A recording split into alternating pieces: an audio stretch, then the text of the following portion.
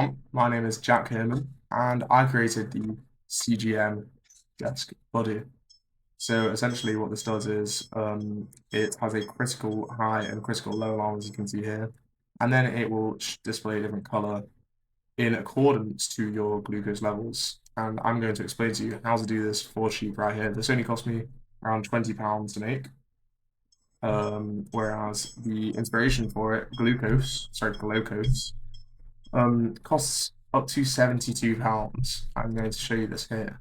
So if we go to their website, very lovely device. I was thinking I was going to get one, but I thought it was going to cost something like £20. If you go to order one, I'm going to turn this off. If you go to order one, essentially it's £45 as a base price, and then adding on shipping, it's usually very expensive. So I don't believe it's a worthy purchase, to be honest with you, which is why I made this, as well as the fact I didn't mention it in the very start of the video, but it has a sleep feature. So let's say I'm going to plug it back in now just to show you.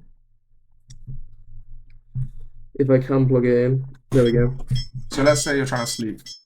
There's a switch which you can hit, and it will not display any light whilst you're sleeping, but if you get a critical high or a critical low, it'll start beeping and flashing. So you'll see this in a minute, as this is in test mode, so it scrolls through all the possible sugars, and you can see the critical level mode works.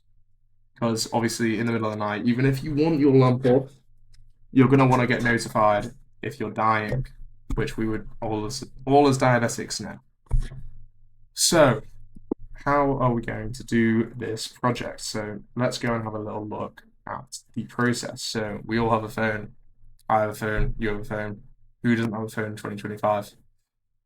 Essentially, you're going to download an app called Zuka. This is essentially the same as the Dexcom app, as we all have, or you might have a Libra app or Medtronic. Doesn't matter, you can use this app for all of them. So I'm going to show you how to download the Zuka app in this video in a second. But you will download the Zuka app, connect your CGM to the Zuka app, and it will start receiving data. As you can see, I mean, mine's actually not receiving data for some reason, but it will start receiving data, and it essentially sends it to Nightscout. Nightscout's a website which essentially hosts your sugars online so you can retrieve the data and do it for all these different DIY projects. If you've done any DIY diabetes projects before, you'll know about this website. It's very, very good. And then essentially, once we've got the Nightscout set up with our glucose levels, the CGMDeskBuddy can go and retrieve them and display a light in accordance with what Nightscout is telling it. So I will show you the video on how to download Zuka now. So I thought I'd do a quick voice recording over what I'm doing here. So I'm on the App Store looking up Zuka. So you look it up, you click go, and at the top it will ask you it will say it's looking for results. That's not Zuka. You click the button, you go down, you'll find Zuka, you download it. Now when I open the app, I'm just going to tell you quickly. You go into the Bluetooth settings for CGMs of Dexcom and Libra. I know that you can just connect it via Bluetooth. You're going to have to figure that one out. But then in the settings, you need to make sure that it's on master at the very top. And then, as you can see, if you've done the Nightscout, you can put in your Nightscout URL and your API secret. We're going to get to that in a minute in the video, but if you've set up your Nightscout, you'll know what that is. You can even share to Dexcom if you want to, which is quite good, but it's a great app, yeah, use it. Okay, so now you've watched the video on how to download the Zuka app, you've got it connected, you're going to have to work that out a little yourself because I can't run through every single different CGM. It's just something you have to work out. I worked it out, you're going to be able to work it out. So first things first, what are you going to need for this project? You're going to need an ESP32 chip right here, an RGB LED ring light, a piezo buzzer, an SPST switch, and then any old wire in your house. You're just going to need to cut it in half and take out the ground and voltage wires to power your chip because, for example, on mine, I've just cut a hole in the thing and stuck a wire in. And it's just nice to have it like that, in my opinion. It's not necessary, but it's whatever. So before hardware, you're going to need to set up your software. So let's go let's assume that you've managed to get the Zuka thing working. You're going to need to have a Nightscout website to connect to your Zuka app to. So if we go to Nightscout here, you can just look at it. It's going to be in the description anyway, but Nightscout, click on it. And then for me, I set up my Nightscout with render. I did this because it's free. However, the downside to this is that it sleeps every 15 minutes.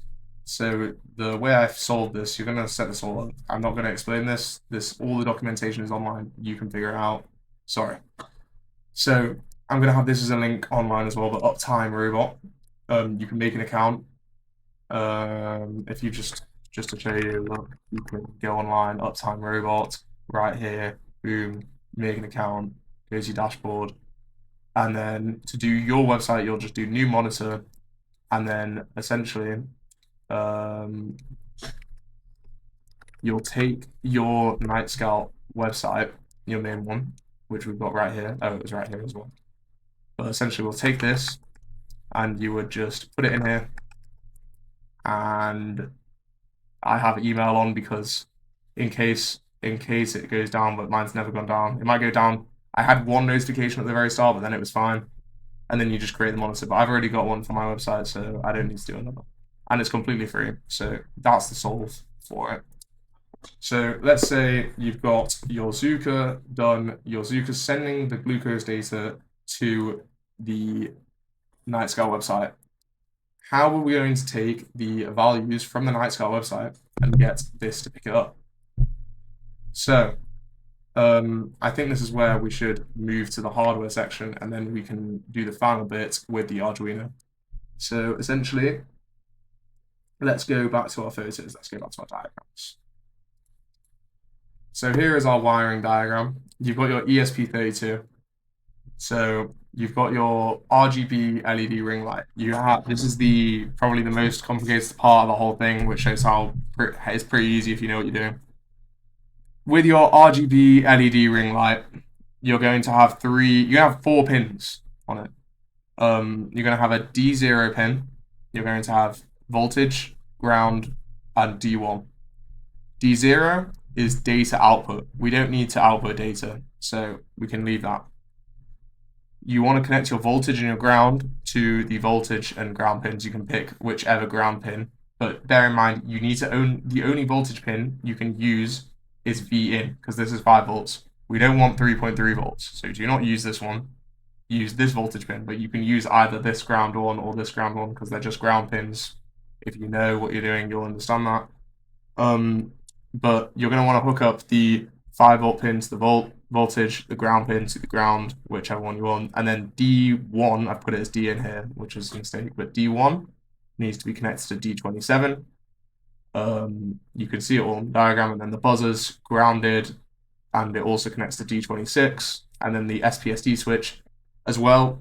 If we look up what an SPST switch just looks like quickly, just so you can see what I mean. If you look, they're gonna have like 2 prongs like this.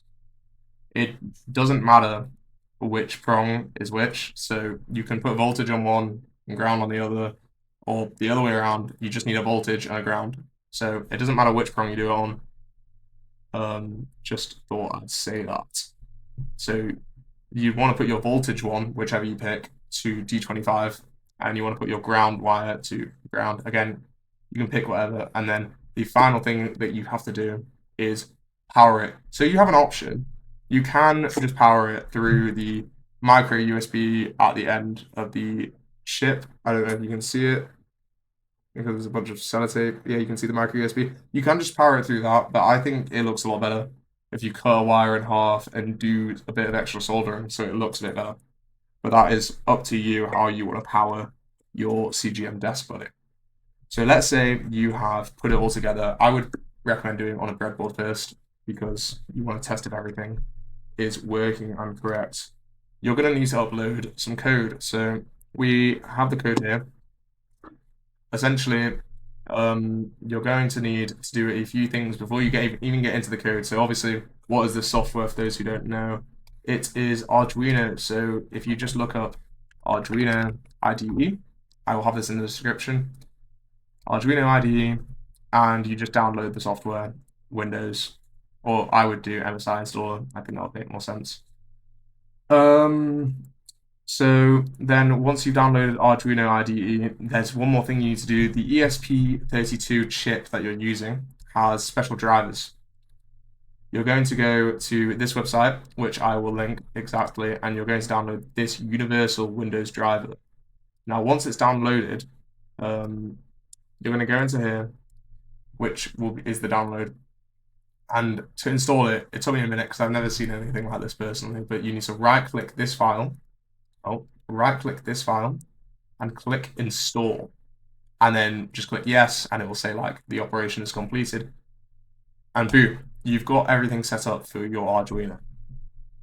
So in the GitHub below will be the code for this project. You're going to copy and paste your code into here, and you're going to make sure that your board is connected to ports either COM5 or COM4, and you want to select ESP32 dev module because that is what we're using.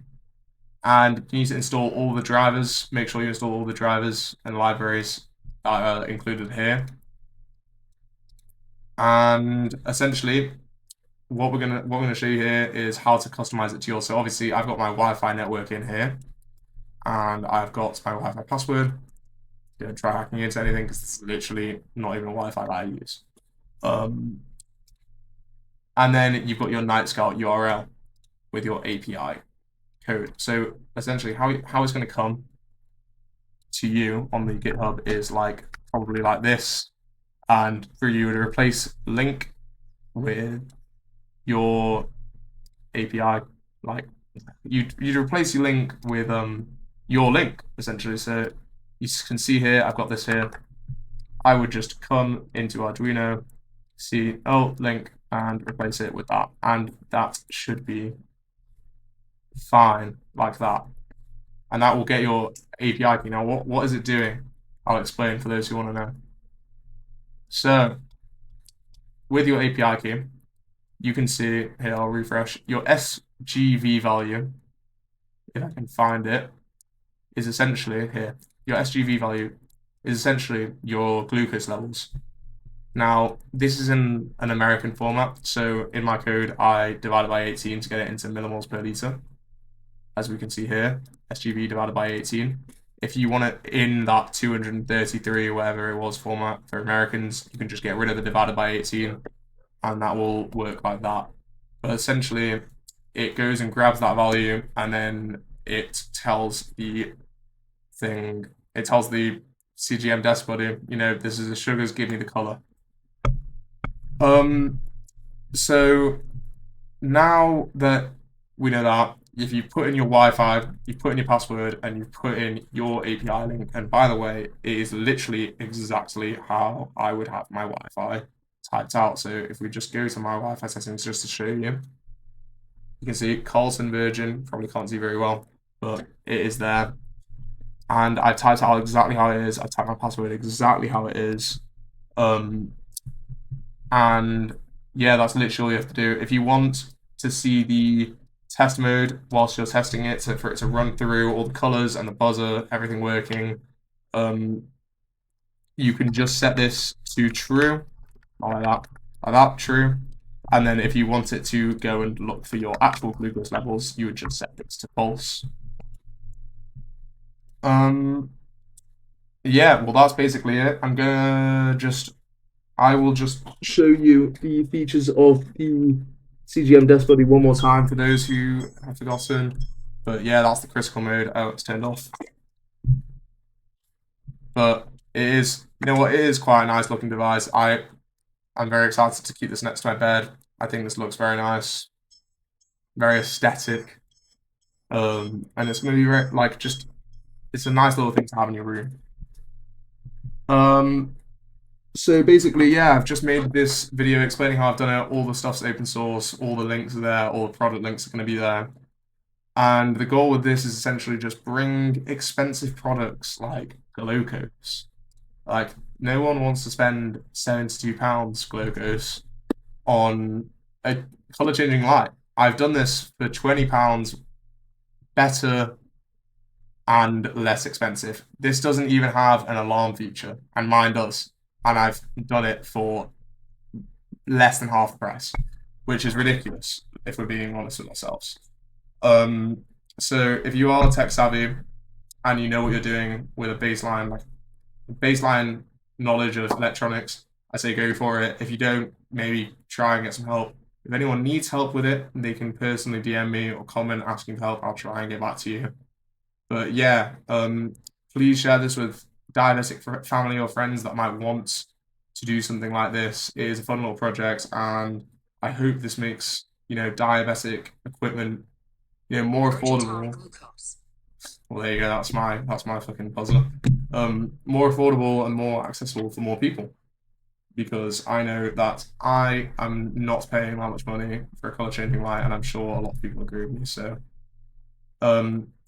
yeah, if you can share, like, comment, get this around the diabetic community, and hopefully I'll be back soon with some more cool projects like the CGMDeskBuddy. If I've missed anything in this video, let me know and I'll do a follow-up. If there's enough people with the same problem, I will do a follow-up. And yeah, that's it. Thank you very much.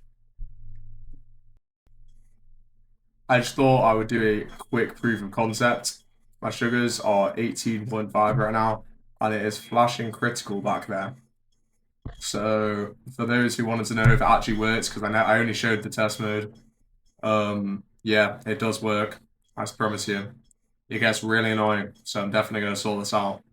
But yeah, thank you very much for watching. I'll actually leave you now. And please share this with all your diabetic friends.